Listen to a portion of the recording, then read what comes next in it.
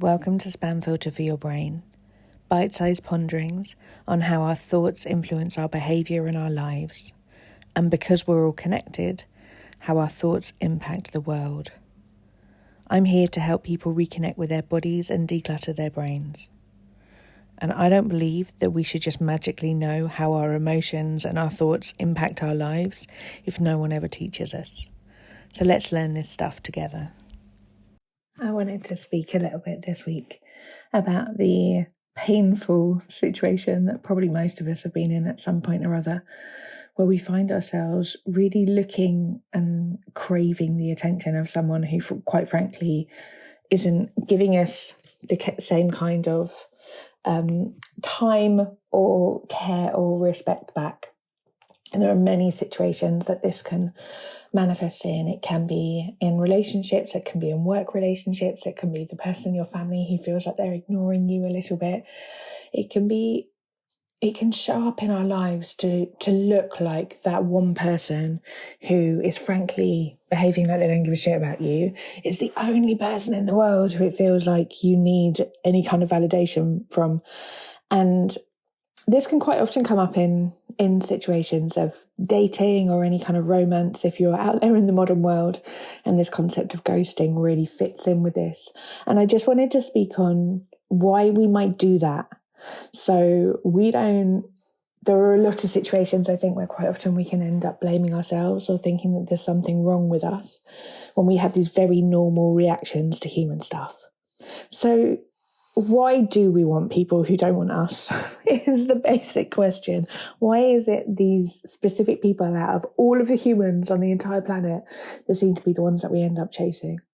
And the very simple fact is that our brains process rejection or the potential of rejection to feel like danger. And danger and fear are huge motivators for us to try and do absolutely everything within our power to try and solve this problem, make this thing go away as quickly as possible. So what happens is we end up running all over the place to try and get validation, whether it is to change our behavior or to do things that we don't want to do. And this is people pleasing as a huge, often frequent response to the kind of like anything from ghosting to just dismissal that we can feel within relationships. We can try and turn ourselves inside out to try and be the sort of person who might be liked, who might be chosen, who might be the one who's noticed in any kind of situation.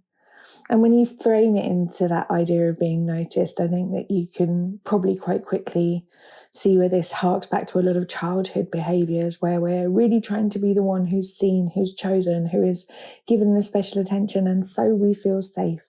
So we're given that extra brownie point so that we can feel all right about stuff. And that kind of behaviour can really easily flow into our romantic lives, into our office lives, and it's quite often it can slightly creep into friendship circles as well.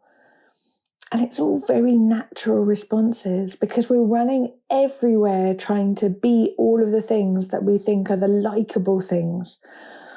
We run all over the place, but we rarely run home.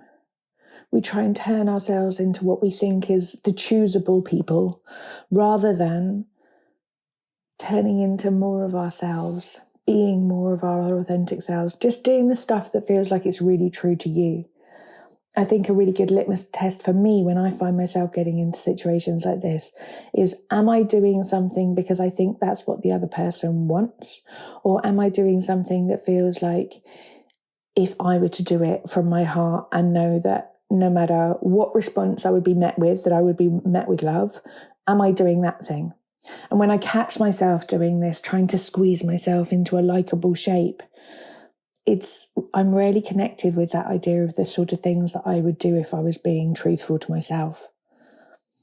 When we stand still and we allow other people their choices to not choose us if they want to not spend time with us, to not date us, to not respond to our text messages, to not invite us to the big group dinner that all the rest of your mates are going to. When we stand still and we allow others their adult choices to include us or not include us, what happens is even though we are faced with this potential feeling of rejection, there is nothing more rejecting than rejecting yourself.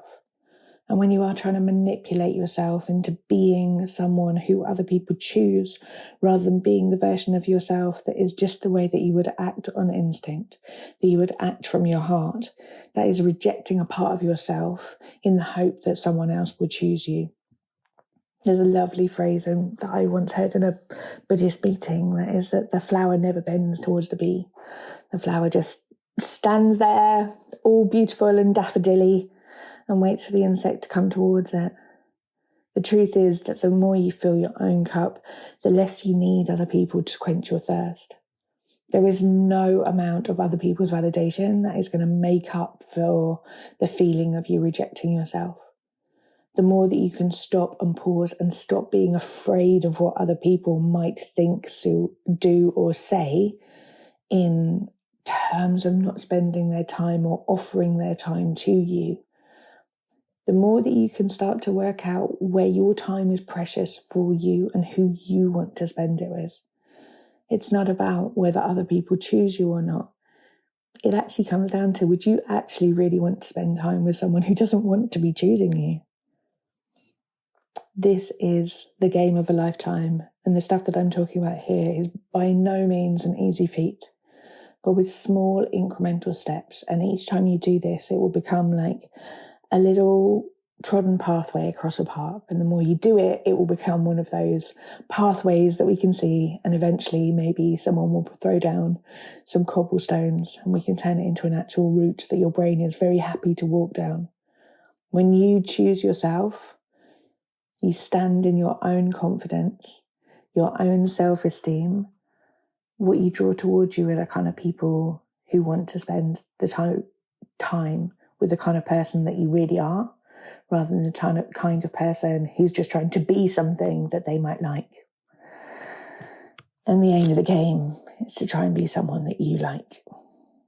Good luck out there trying to navigate this tricky subject. It can be so painful. This is exactly the kind of thing that we deal with on a weekly basis at Self-Care School. We've got weekly group coaching calls, which are a gorgeous space with gorgeous people. And there's a whole load of courses that you get when you sign up to the membership. Not only do you get weekly group coaching calls, but you also get access to a course on relationships. There's a course on communication. There's a course on self-sabotage. There's a course on confidence. There's a course on self-esteem. There's so many resources in there to try and help you work out how to bring this stuff home for yourself and make it part of your everyday life, rather than something that is a cute passing thought that would be nice and is probably nice for other people. If you actually want to be there for yourself and stop chasing after other people who are not acting like they give a shit about you, frankly, then come over to Self-Care School, because that's where we grow the confidence and we support each other along the way to do so. I'd love to see you inside. I'll speak to you next week.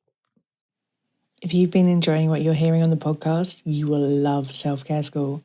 Self-Care School is longer versions of this, more in-depth and more personalised. We have a whole hub of courses, from body image to boundaries, perfectionism, time management, and a whole range of other topics. You name it, there's probably a course on it. But most importantly, we also have a weekly group coaching call where you get to apply this stuff to your everyday life and get support to try and untangle your own story from some of the emotions that you might not be enjoying in your life. If you would like to learn how to apply this work to your specific situation and to be building a life of your dreams,